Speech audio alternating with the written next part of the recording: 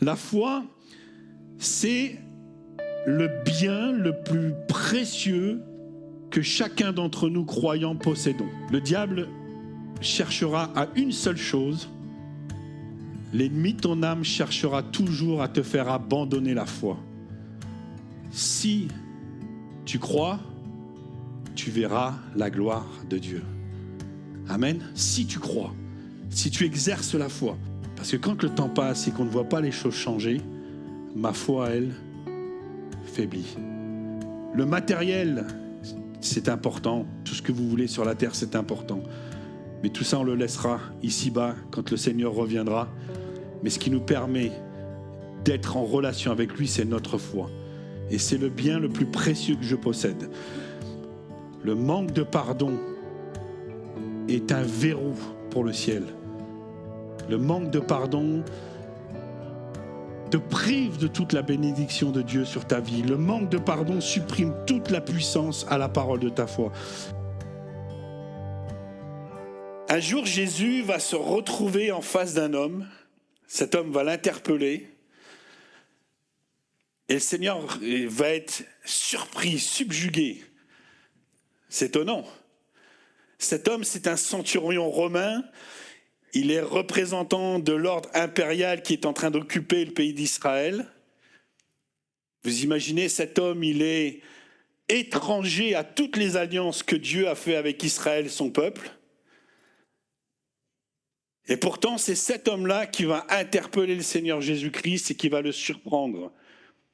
Et quand cet homme va parler, quand il va lui expliquer sa requête, Jésus va s'écrier « Je vous le dis en vérité, dans tout Israël, je n'ai jamais trouvé une foi aussi grande que dans le cœur de cet homme. » C'est surprenant, hein ? Parce qu'on aurait pu dire, pourtant ce serait plutôt en Israël qu'on aurait dû trouver une foi excellente. Et ce matin, la question que j'aimerais vous poser, est-ce que Dieu, en sondant nos vies, est-ce que Dieu peut faire l'éloge de ma foi ? Est-ce que la foi en Dieu, qui est la tienne, ce matin, est-ce qu'elle est en bonne santé ? On ne parle pas du physique, parce que vous savez, quand on se dit bonjour les uns les autres, avec un grand sourire, on peut cacher beaucoup de choses qui se passent à l'intérieur. Mais là, je vous parle de votre foi. La foi dans votre Seigneur Jésus-Christ, est-ce qu'elle est en bonne santé ? Est-ce qu'elle est dynamisée chaque jour, à chaque instant, par l'onction du Saint-Esprit ? Est-ce qu'elle est vivifiée ? Et plus particulièrement ce matin, est-ce que votre foi en Dieu vous permet d'accéder à toutes les bénédictions de Dieu qui sont préparées d'avance pour chacune de vos vies et ma vie ? Vous savez que Dieu a tout préparé d'avance. David, quand il est là dans la vallée de l'ombre de la mort et qu'une table est dressée devant lui, il le dit, Seigneur, tu as dressé une table en face de mes adversaires. Et cette table, elle est garnie. Et ce matin, je voudrais qu'on puisse ensemble voir la deuxième partie de cette foi qui transporte les montagnes, cette foi qui nous fait aller de l'avant, cette foi qui déracine les obstacles de nos vies. On lit ensemble, vous avez vos Bibles ? Dans les livres de l'Épître aux Hébreux, chapitre 10, verset 36, je lis ceci, « Car vous avez besoin de persévérance. » C'est une vertu de la foi, amen. La persévérance. Afin après avoir accompli la volonté de Dieu, et là on rentre dans un cadre de la foi qui obéit à la parole de Dieu, à la volonté de Dieu, vous obteniez ce qui vous est promis. Encore un peu de temps. Certaines versions disent trop peu de temps, beaucoup moins que ce que l'on peut imaginer. Celui qui doit venir viendra, il ne tardera pas. Il n'est pas en retard. Amen. Jésus-Christ n'est pas en retard. Dieu est toujours à l'heure. Non pas à l'heure chronomètre des hommes, mais à l'heure divine, le temps de Dieu choisi. Jésus revient, mais en attendant, Dieu nous rappelle dans ce texte un principe fondamental du royaume de Dieu. Mon juste vivra par la foi. Et je rajoute toujours, et pas par autre chose. pas par les sentiments, pas par les émotions, pas par la religion, par quoi que ce soit. Mon juste vivra par la foi. Mais s'il se retire, mon âme ne prend pas plaisir en lui. Nous ne sommes pas de ceux qui se retirent pour se perdre, mais de ceux qui ont la foi pour sauver leur âme. Chapitre 11, verset 1er dit ceci: « Or, la foi est une ferme assurance des choses qu'on espère, une démonstration de celles que l'on ne voit pas. » Et au verset 6, « Sans la foi, il est impossible d'être agréable à Dieu. » Vous pouvez faire tout ce que vous voulez dans vos vies. Si vous n'avez pas la foi, Dieu n'agrée pas. C'est dur comme parole, hein. Ça nous remet en place, ça nous remet dans le bon chemin. Celui qui s'approche de Dieu croit que Dieu existe et qu'il est le rémunérateur de ceux qui le cherchent. Amen. Ce texte n'est pas une définition théologique de la foi, mais pour moi, ce texte nous explique la manière dont on doit vivre la foi. La foi, ce n'est pas un visa, simplement, ce n'est pas une espèce de passeport qui nous prévoit une entrée dans le ciel en disant « j'ai la foi, je vais aller au ciel ». La foi, ce n'est pas une espèce de police d'assurance qu'on aurait pu signer là derrière un contrat avec le Seigneur en disant « j'ai signé, donc forcément je vais aller au ciel ». Non, si on considère la foi simplement dans ce cadre-là, on va passer à côté de toute la réalité de la foi dans la pensée de Dieu. La foi, c'est le bien le plus précieux que chacun d'entre nous croyants possédons. Le matériel, c'est important. Tout ce que vous voulez sur la terre, c'est important. Mais tout ça, on le laissera ici-bas quand le Seigneur reviendra. Mais ce qui nous permet d'être en relation avec lui, c'est notre foi. Et c'est le bien le plus précieux que je possède. C'est par la foi que je peux être en contact avec le Seigneur Jésus-Christ, avec le Dieu triunitaire, Père, Fils, Saint-Esprit dans les cieux. C'est seulement par la foi que je peux m'approcher de Dieu. La foi, c'est un petit peu, pour schématiser, un petit peu comme ce fusible qui va nous connecter à la présence de Dieu, avec qui il est. La foi, c'est ce qui me permet de découvrir plus précisément Jésus-Christ. Pourquoi Jésus-Christ ? Parce que la Bible nous dit qu'il est l'auteur de la foi. C'est lui qui l'a déposé dans nos vies. Et si je veux connaître Dieu, il me faut connaître Jésus-Christ dans la foi. Parce que Jésus-Christ disait lui-même, celui qui m'a vu, a vu le Père qui est dans les cieux. Jésus-Christ est le prince de la foi. Il est celui qui l'amène à la perfection dans nos vies. La foi qui sauve, la foi qui régénère, la foi qui est là, qui est glorieuse, celle qui est authentique, celle qui plaît à Dieu. Je vais aller plus loin ce matin. C'est par la foi que je vis aujourd'hui dans le royaume de Dieu. Ah oui, on est sur terre aujourd'hui. Vous savez, nous, c'est difficile pour le croyant parce qu'on est là sur terre, mais nos pensées, notre cœur, notre foi nous amènent à vivre dans le royaume de Dieu. Il y a cette tension, c'est un dilemme, des fois on ne le comprend pas. Mais par la foi, je vis dans le royaume de Dieu. Le royaume de Dieu est dans les cieux, mais il est instauré dans nos vies par le Saint-Esprit. Amen. C'est par la foi que je peux m'emparer des bienfaits du royaume de Dieu. Et c'est par la foi ce matin que je peux vivre le miracle dont j'ai besoin dans ma situation. Amen. La foi, c'est le bien le plus précieux de nos cœurs. Et j'ai envie de dire, c'est le bien sur lequel chacun d'entre nous devons veiller tous les jours de notre vie, sur notre pèlerinage ici-bas. Le diable cherchera à une seule chose. L'ennemi de ton âme cherchera toujours à te faire abandonner la foi. Il cherchera toujours à te voler ta foi. Excuse-moi de le dire crûment, mais il ne va pas faire de toi un voleur, un brigand. Le diable ne veut pas faire de toi, ma sœur, une prostituée ou une femme de mauvaise vie. Non, le diable va chercher qu'une seule chose. Il va vouloir détruire la foi qui est dans ton cœur parce qu'il sait que s'il touche à ta foi,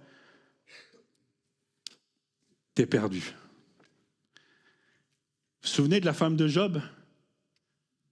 Maudit Dieu et meurt. Voilà le message du diable pour ta vie. Abandonne la foi. Et tu dois y veiller chaque jour sur ta foi. Chaque jour, Parce que le diable est un adversaire, c'est un lion rugissant. Il y a les ennemis de nos âmes qui sont tapis dans l'ombre tous les jours et qui attendent qu'une seule chose, comme ils attendaient lorsque Jésus exerçait son ministère.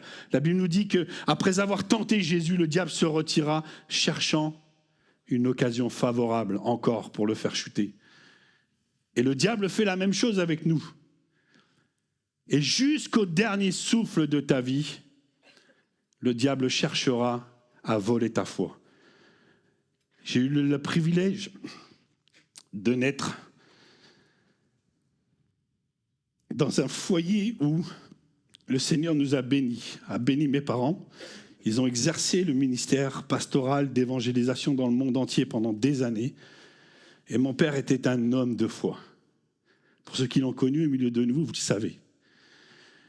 Et papa a vu des choses extraordinaires dans la foi. Il a vu des miracles. Il a prié pour des gens. Et la foi les a guéris. Des conversions en nombre. Voilà, vraiment des choses dites humainement qui étaient glorieuses. Mais quand il a été atteint de son cancer, dans les derniers jours de sa vie, je me souviendrai toujours, j'ai pu l'accompagner et dans les dernières semaines de sa vie, il a été en proie au doute. Il a été en proie aux attaques sataniques. Pourtant un homme de Dieu. Et il était là et il luttait et quand on discutait ensemble, il me disait « J'ai prêché toute ma vie l'évangile. J'ai prêché l'amour de Dieu. J'ai prêché la puissance de Dieu sur cette terre. Et il dit maintenant que je vais être là près de la mort, parce qu'il sentait la mort arriver. Il disait ceci, tu te rends compte Étienne ? Je suis en train de me poser la question de savoir si tout ce que j'ai fait c'est réel. Si c'est vrai, est-ce qu'il a vraiment une place dans le ciel ? Quand tout va bien, tout est merveilleux. Mais à ce moment-là, il était en proie au doute. Mais béni soit Dieu. Parce que quand il y a eu les derniers soupirs, il regardait le ciel sur son lit d'hôpital. Et là, il me disait, je vois le Seigneur. Je vois le Seigneur. Mais jusqu'au bout, il a tenu. Amen. Et jusqu'au bout, tu pourras tenir. Alléluia. Si tu prends soin de la foi. Si tu prends soin. J'aimerais qu'on puisse se laisser enseigner par le Seigneur Jésus. Encore avec un texte aujourd'hui, qui était le texte que nous avions vu il y a quelques semaines sur cette première partie. Écoutez ce que dit ceci, il y a eu l'épisode du figuier séché avec le Seigneur Jésus. Et la Bible dit ceci, le matin en passant, les disciples virent que le figuier avait séché jusqu'aux racines. Pierre, se rappelant ce qui s'était passé, dit à Jésus, Rabbi, regarde le figuier que tu as maudit, il est sec. Jésus prit la parole et il leur dit, voilà l'enseignement pour nos cœurs ce matin, ayez foi en Dieu. Je vous le dis en vérité, si quelqu'un dit à cette montagne, ôte-toi de là et jette-toi dans la mer, et s'il ne doute point en son cœur, mais croit que ce qu'il dit arrive, il le verra s'accomplir. Amen. C'est pourquoi je vous dis, tout ce que vous demanderez en priant, croyez, vous l'avez reçu, et vous le verrez s'accomplir. Et lorsque vous êtes debout faisant votre prière, si vous avez quelque chose contre quelqu'un, pardonnez, afin que votre Père qui est dans le ciel vous pardonne aussi vos offenses. Mais si vous ne pardonnez pas, votre Père qui est dans les cieux ne vous pardonnera pas non plus vos offenses. Amen. Dans ce point spécifique que Jésus adresse à nos cœurs ce matin, comprenez qu'il y a la foi comme la croyance, que celle qui nous fait nous approcher du Seigneur de Dieu, cette foi qu'il dépose dans nos vies. Mais dans ce texte précis, c'est une autre sorte de foi, on va dire, parce que la foi, c'était comme un diamant qui a 1000 facettes. On pourrait la décrire de plein de façons. Et la foi, dans ce texte-là, c'est la foi qui est là comme un don du Seigneur dans nos vies spécifiques pour la situation dans laquelle je suis. Parce que la situation dans laquelle je suis, je dois dire à la montagne et à l'obstacle qui est devant moi, ôte-toi de là et jette-toi dans la mer par la puissance du Saint-Esprit. Amen. – Il y a la foi pour connaître Dieu, mais il y a la foi pour vivre le miracle. Et je rappelle ce point précis, ce n'est pas parce que nous avons manqué de foi et que nous manquons de foi pour vivre le miracle ce matin que ça remet en cause ma foi qui me relie au Seigneur Jésus. On peut manquer de foi. Et souvenez-vous des disciples, souvenez-vous de Marthe. Quand à un moment donné, Marthe est là devant le tombeau, elle aimait le Seigneur Jésus, elle était disciple. Rabbi, mon maître, si tu avais été là avant, mais mon frère ne serait pas mort. Elle savait qu'il était celui qui guérissait. Elle avait foi en lui. Mais quand elle est là devant le tombeau et que la pierre est roulée, elle manque de foi pour voir le mort sortir. Mais Jésus lui dit, Marthe, si tu crois, tu verras la gloire de Dieu. Amen. Si tu crois, si tu exerces la foi.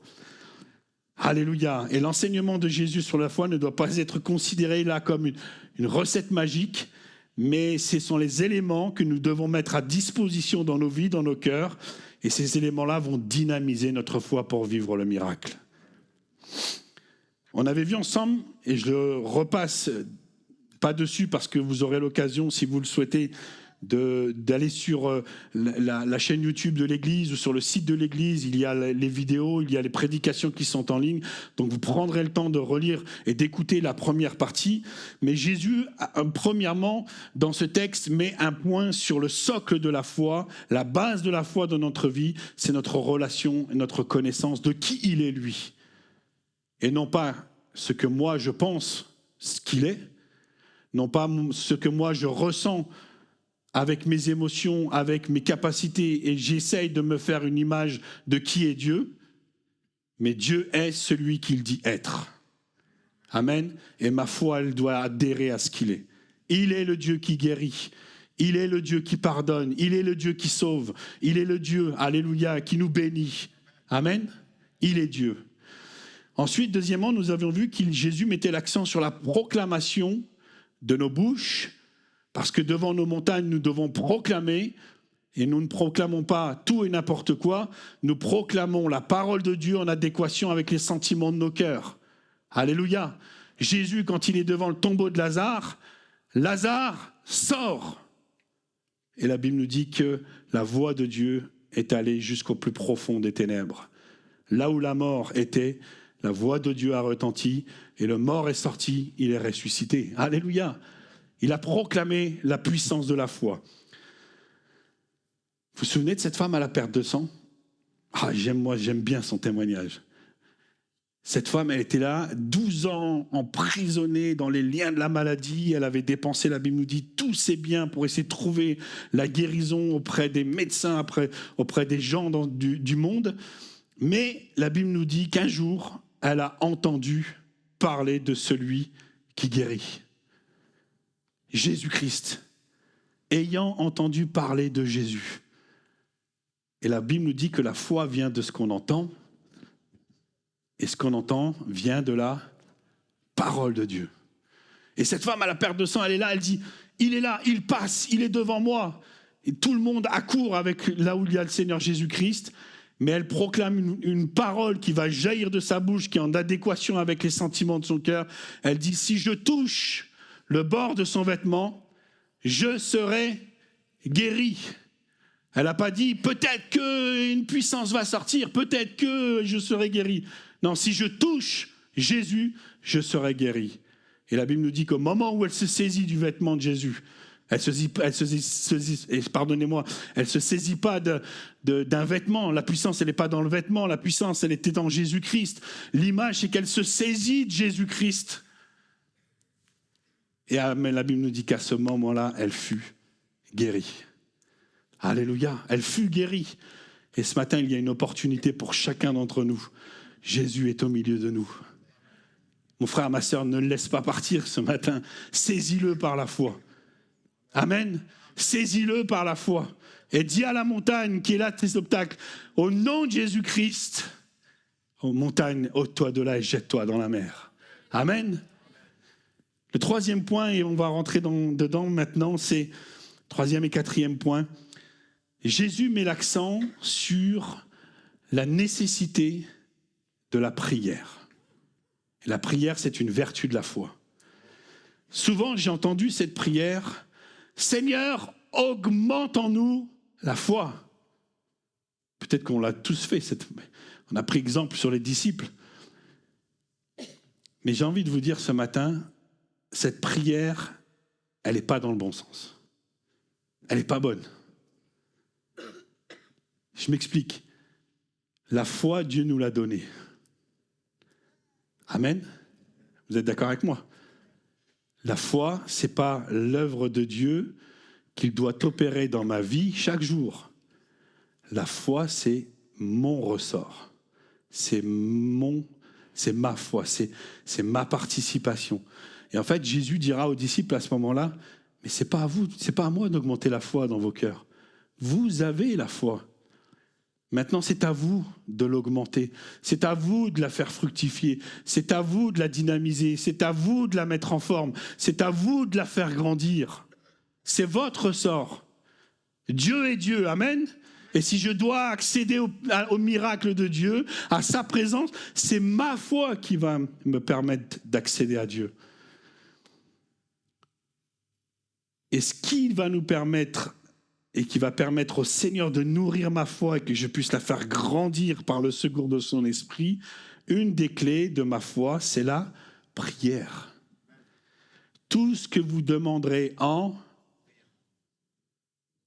priant. Croyez que vous l'avez reçu et vous le verrez s'accomplir. Et on voit bien qu'ici, Jésus établit un lien très fort entre la foi du miracle et la prière. Mais pour cela, on a besoin peut-être de redéfinir un cadre de la prière dans la pensée du Seigneur. La prière, ce n'est pas un rite religieux. La prière, mon frère, ma sœur, ce n'est pas ton devoir religieux. Vous savez, c'est pas de dire tous les jours, ah mince, j'ai pas passé mon temps avec le Seigneur, j'ai pas prié de 7h à 7h30. Vous voyez ce que... Et des fois, on se met des cadres. Il faut que j'aille dans ma chambre, il faut que je me mette à genoux, il faut que je me mette devant mon lit. C'est pas ça la prière. Ça, ce sont des inventions, des rites. On essaie de se donner un petit peu bonne conscience, mais c'est pas ça. La prière, c'est pas un acte magique. C'est pas parce que j'ai prié que... C'est pas un acte superstitieux. Moi, j'ai entendu quelqu'un me dire, il m'est arrivé ça cette semaine, aujourd'hui, parce que j'ai pas prié. Rien à voir. La prière, c'est pas un gris-gris. La prière, c'est pas un marathon, c'est pas une performance. Et plus je vais prier, plus je vais en dire, et plus le Seigneur va m'exaucer. Non, ça n'a rien à voir. Je vais même aller plus loin. La prière, c'est pas un monologue. Parce que quand souvent on va dans nos moments de prière, dans nos moments de communion avec Dieu, vous avez déjà marqué le débit de nos paroles? Amen. Et le lendemain matin, on se relève et comme si Dieu avait oublié ce qu'on avait dit il y a 5 minutes avant de nous coucher, et on en remet une couche. C'est pas ça la prière. Le Seigneur dit dans sa parole, quand tu entres dans sa présence, que ta bouche ne se presse pas d'exprimer un mot. Parce que Dieu nous rappelle qu'il est aux cieux, qu'il est Dieu, et que nous, on est sur la terre. Excusez-moi de le dire, il a envie de dire, mais vous êtes rien, et je ne vous dois rien. Mais quand je vais dans la prière, c'est ma relation avec Dieu chaque jour, à chaque instant. Ça, c'est la prière. C'est ma communion avec Dieu à chaque instant de ma vie par le Saint-Esprit. C'est un état de mon âme, d'élévation de mon esprit qui me met en contact avec Dieu, non pas pour que je sois là dans ce monologue, mais pour que j'ai un échange avec lui, une relation avec lui. Parce que Dieu doit me communiquer des choses, et pour cela, je dois écouter. Je dois être attentif, et je peux le bénir, je peux le remercier. Ce n'est que dans le cadre de la prière que nous pouvons être en communion avec Dieu par l'Esprit. Amen. Vous êtes d'accord avec moi? Ce n'est que dans le cadre de la prière que le Saint-Esprit peut me communiquer les dons de foi. Amen. Alors dites-moi, je vous pose cette question ce matin. Si ma vie de prière, elle est médiocre, si ma relation avec Dieu, elle est médiocre, parce que je suis happé par tous les soucis de la vie, par tout le train-train quotidien de la vie, et si dans mes journées, dans mes semaines, je n'ai pas une véritable relation avec Dieu chaque jour qui entretient ma foi, comment voulez-vous que Dieu me communique les dons de foi pour ma situation dans laquelle je suis, pour que je sois délivré? C'est pas possible. Vous voyez ce que je veux dire?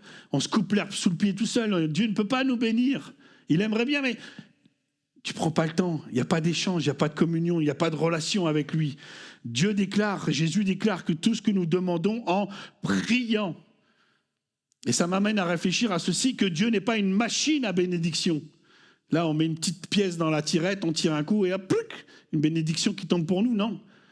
Ça m'amène à réfléchir et je me dis que, en vérité, les choses ne sont pas automatiques avec Dieu. C'est pas parce que j'ai prié que forcément. Vous voyez ? Les choses ne sont pas automatiques. Il faut aller les chercher au pied du Seigneur. Il faut aller dans sa communion. Il faut aller là, dans sa présence. Et la prière est un exercice qui demande du temps, qu'on lui accorde du temps. Dieu nous aime, nous aimons Dieu. Et comme une relation d'un homme et d'une femme, eh ben, il faut prendre du temps les uns pour les autres. C'est comparable. Pourquoi certaines personnes vivent des miracles plus que d'autres? Est-ce qu'ils sont les chouchous de Dieu? Non, c'est parce qu'ils ont une véritable communion avec Dieu. Ils ont une vie de prière avec Dieu. Et vous vous souvenez, on a lu ce texte, il est impératif que celui qui s'approche de Dieu croit que Dieu existe. Et ensuite, il nous est dit, il est le rémunérateur de ceux qui le cherchent. Cherche Dieu et il te répondra. Cherche Dieu et il te bénira. Cherche Dieu et tu vivras le miracle. Amen.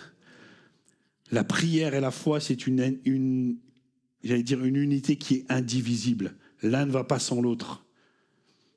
Et pourquoi je dis ça? Parce que il y a un ennemi qu'il faut qu'on puisse vaincre. Et quand on est dans une situation difficile, tendue, dans une crise dans nos vies, il y a un ennemi qu'il faut vaincre. C'est pas le diable, c'est pas les démons.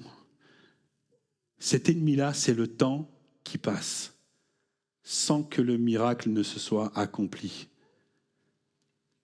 Parce que quand le temps passe et qu'on ne voit pas les choses changer, ma foi, elle, faiblit. Ma foi, elle s'éteint. Et si je veux vaincre cet ennemi qui est le temps qui passe sans que le miracle ne soit accompli, il faut que j'entretienne chaque jour ma foi dans la communion avec Dieu. Et Dieu va me parler, Dieu va me bénir, le Saint-Esprit va me fortifier jusqu'à ce que l'accomplissement et la réponse à mon miracle. Parce que le miracle de Dieu dans nos vies, alors oui, il peut se manifester et être instantané. Oui. Et je le crois. Amen. Dieu, ce matin, peut bénir quelqu'un et être guéri instantanément. Mais il y a des miracles aussi qui s'accomplissent dans un temps donné. Parce que dans ce cheminement du temps, Dieu nous éduque, Dieu nous appelle à lui, Dieu nous appelle à le chercher. Et à un moment donné, il y a un timing, il y a un temps favorable où Dieu va agir, parce que c'est lui qui l'a décidé au moment où il a agiré. Et dans ce temps-là, ma foi doit grandir. Amen, ma foi doit grandir. Vous vous souvenez de Jacob? Jacob, il va dire, je ne te laisserai pas partir tant que tu ne m'es pas béni. Et dans nos moments, dans notre communion avec Dieu, nous ne laisserons jamais Dieu partir sans qu'il nous ait bénis.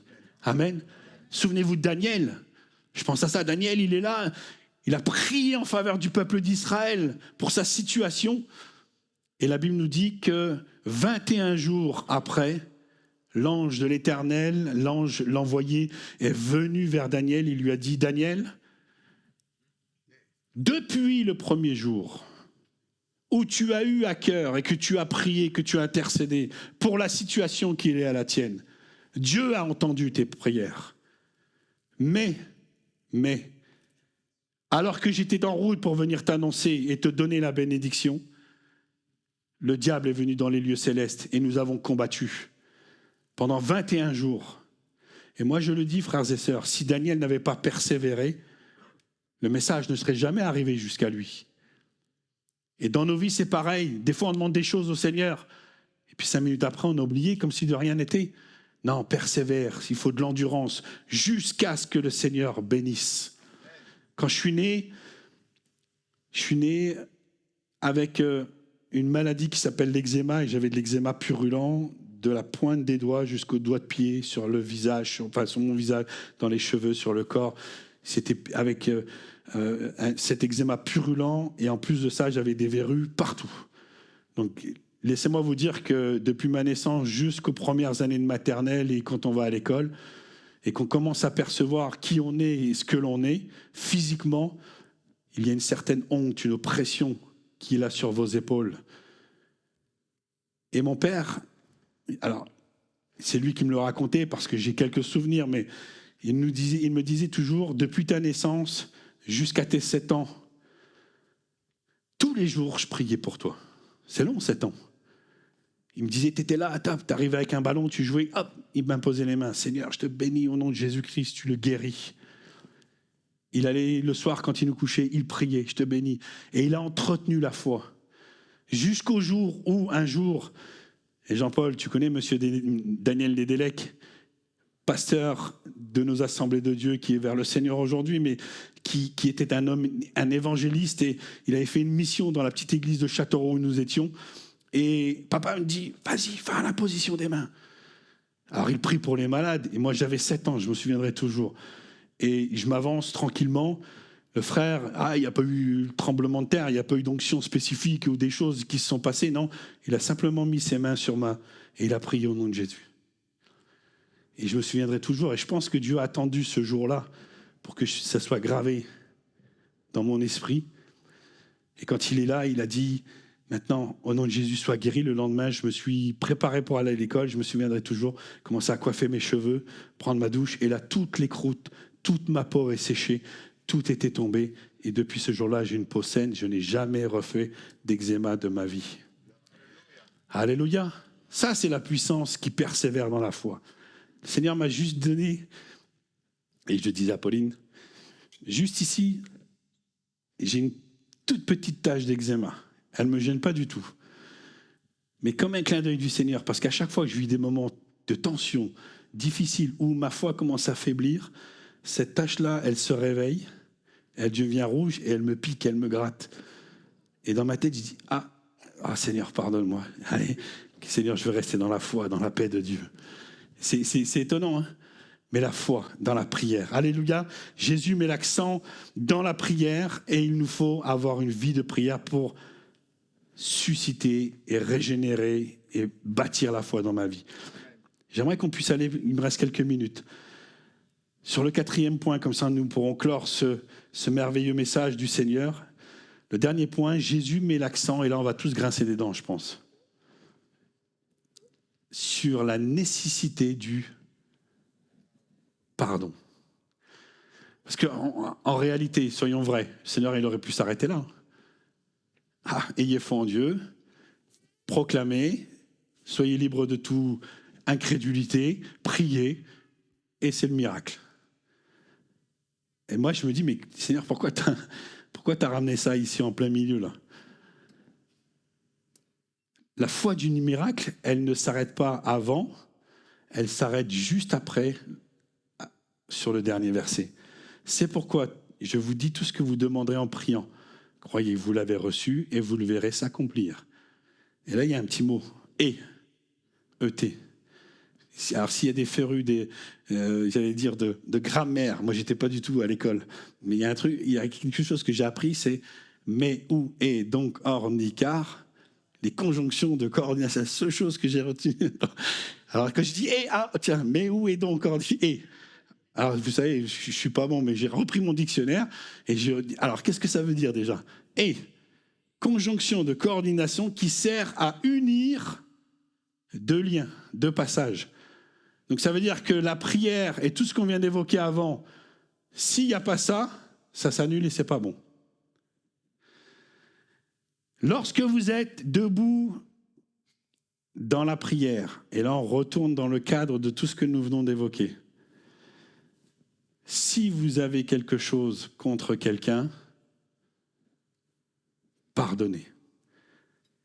Et là c'est un verbe à l'impératif. Il n'y a pas le choix. Pardonnez. Afin que votre Père qui est dans les cieux vous pardonne aussi vos offenses. Et la phrase la dernière, pour moi, elle me prend les tripes. Si vous ne pardonnez pas les offenses, si vous ne pardonnez pas votre prochain, votre Père qui est dans le ciel ne vous pardonnera pas non plus. Confesser la parole de Dieu, c'est bien. Bannir le doute, c'est bien. Développer une vie de prière, c'est bien. Mais s'il y a un problème de pardon dans mon cœur envers une personne, Dieu ne peut pas agir et produire le miracle dans ma vie.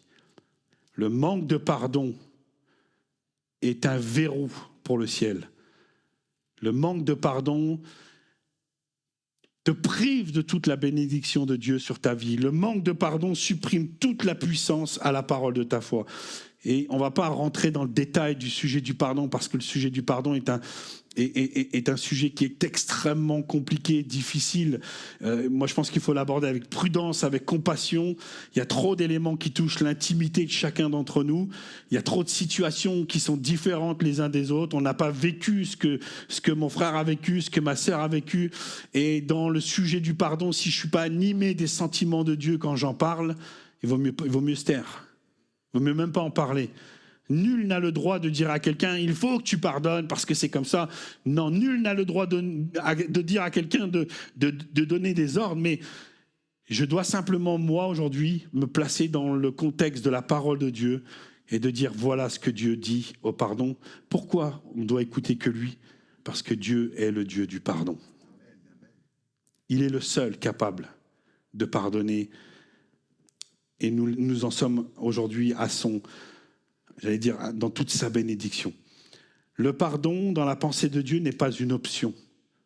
C'est un élément non négociable. Le pardon que je dois accorder à celui qui m'a offensé, celui qui m'a détruit, celui qui m'a meurtri, celui qui m'a blessé jusqu'au plus profond de mon âme, j'allais dire qui m'a même fait peut-être subir des choses dans ma vie qui sont atroces et dont je n'arrive pas aujourd'hui à m'en remettre. Le pardon à accorder à cette personne-là est une obligation. Le pardon dans la pensée de Dieu, et ils ont longtemps hésité sur le mot obligation, mais à force de chercher, je dis non, de toute façon, on n'a pas le choix. Dieu te demande de pardonner. Et pourquoi il te demande de pardonner ? On est d'accord ensemble ce matin. Nous sommes enfants de Dieu. Amen. Par la foi, nous vivons dans le royaume de Dieu. Amen. Dans la foi, nous vivons par les règles qui régissent le royaume de Dieu. Amen. Et par la foi, aujourd'hui, en tant qu'enfant de Dieu, je suis Christ. Vous êtes d'accord avec moi ? Je suis comme mon Seigneur. J'ai l'ADN de Dieu dans ma vie par le Saint-Esprit. Je me réclame de Christ. Donc si aujourd'hui, dans la situation de celui qui m'a blessé, je n'accorde pas le pardon, eh bien ce matin, Dieu remet la foi en question, la foi dans nos vies. Parce que nous ne vivons plus selon les règles du royaume. Parce que Dieu est le Dieu du pardon et Dieu a pardonné. Il n'a pas attendu que tu sois bon, il t'a pardonné. Tes offenses, il les a pardonnées. Tes manquements, tous les jours, il les pardonne. Mes manquements, mes travers, mes chutes, Dieu nous a pardonnés. Et à la croix, il a regardé le monde entier, l'humanité, il a dit « Père, pardonne-leur, parce qu'ils ne savent pas ce qu'ils font. » Et si aujourd'hui, nous qui nous réclamons d'être comme Christ, je suis incapable de pardonner à mon prochain, excusez-moi, mais je ne suis pas Christ. Le Saint-Esprit n'anime pas mes sentiments. C'est dur, mais c'est la réalité. Quels sont les deux grands commandements de la parole de Dieu ? Tu aimeras le Seigneur ton Dieu de toute ton âme, de toute ta force, de toute ta pensée, de tout ton être entier. Amen. Mais Jésus va rajouter quelque chose. Et voici le second qui est semblable, qui est identique, qui a la même valeur que le premier. Tu aimeras ton prochain comme toi-même. Ce matin, vous bénissez Dieu d'être au bénéfice de son pardon. Alléluia. Donc tu dois aimer ton prochain. Et le prochain, c'est pas celui qui est assis à côté de ma chaise, c'est pas mon épouse que j'aime, c'est pas mes beaux-parents, mes parents, c'est pas ma famille. Bien sûr, ils sont mes prochains. Mais dans la pensée de Dieu, le prochain dont il parle là, c'est la personne la plus ignoble à tes yeux, c'est la personne que tu détestes, c'est la personne que tu ne peux pas voir, j'allais dire en cadre de photo, parce qu'à chaque fois que tu la vois, ça te met des frissons comme ça et les poils qui s'hérissent. Dieu te dit, c'est cette personne-là que tu dois aimer. Et c'est cette personne-là qui t'a fait du tort que tu dois pardonner. Parce que quand tu pardonnes, tu vis le royaume de Dieu. Quand tu pardonnes, tu ouvres le royaume de Dieu et la bénédiction de Dieu pour ta vie.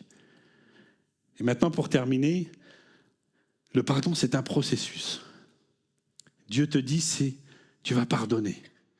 Parce que l'Esprit de Dieu qui agit en toi, c'est mon esprit, c'est mon amour, et tu vas pardonner.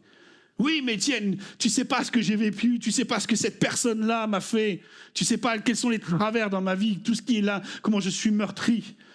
Moi, je ne sais pas, mais il y en a un qui sait toutes choses, c'est Dieu. Et Dieu est le Dieu du pardon, et c'est lui qui t'emmène à pardonner. Et le processus, il est simple, c'est que je décide, au nom de Jésus-Christ, de pardonner. C'est une décision qui est la mienne, c'est mon ressort. D'accord ? Et là, c'est moi qui choisis. Je décide de pardonner. Ensuite, dans la foi, je vais accorder mon pardon. Mais je sais très bien que de moi-même, je ne peux pas le faire. Parce qu'il y a ces sentiments encore là, charnels, qui sont contraires à l'Esprit de Dieu. Et de mes propres forces, j'y arriverai pas. Mais là, le Seigneur te dit, maintenant, c'est dans le cadre de la prière que tu vas venir à mes pieds. Et je vais te communiquer les dons, je vais te communiquer la force, je vais te communiquer mon esprit. Et c'est lui qui va agir au fond de toi et qui va te permettre d'accorder le pardon. Ce n'est pas ton œuvre, c'est l'œuvre de Dieu. Amen.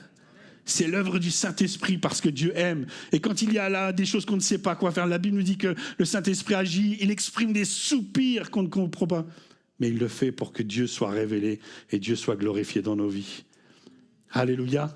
Je choisis de pardonner, j'accorde le pardon par la grâce de Dieu, parce que c'est lui. Et ensuite, j'allais dire jusqu'à maintenant, ces 2 points sont une obligation. Et ensuite, je vais me réconcilier avec la personne. Mais la réconciliation, j'allais dire, devient une option, parce que la réconciliation, il faut 2 personnes pour se réconcilier. Et si vous êtes animé des sentiments de l'esprit, mais que la personne d'en face ne l'est pas, c'est son problème. Mais vous avez fait votre part et Dieu a fait sa part et j'ai pardonné. Amen. Ne te prive pas de pardonner ce matin. Pardonne ton prochain, pardonne celui qui t'a fait du mal, parce que les cieux vont s'ouvrir et Dieu va te bénir. Alléluia. Liberté, délivrance, paix, repos, salut, guérison sont les bienfaits du royaume de Dieu. Amen. Pardonne ce matin, pardonne au nom de Jésus-Christ. Parce que si tu ne pardonnes pas, il y a danger pour ton âme. Si tu ne pardonnes pas, la Bible dit que Dieu ne te pardonnera pas non plus tes offenses.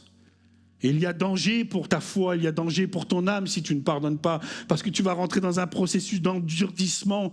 Tu es là et excusez-moi l'expression, mais c'est comme si tu refuses de pardonner. Dieu te dit, ok, tu ne vis plus dans le royaume de Dieu, tu ne vis plus selon mes règles, tu ne vis plus selon mon amour.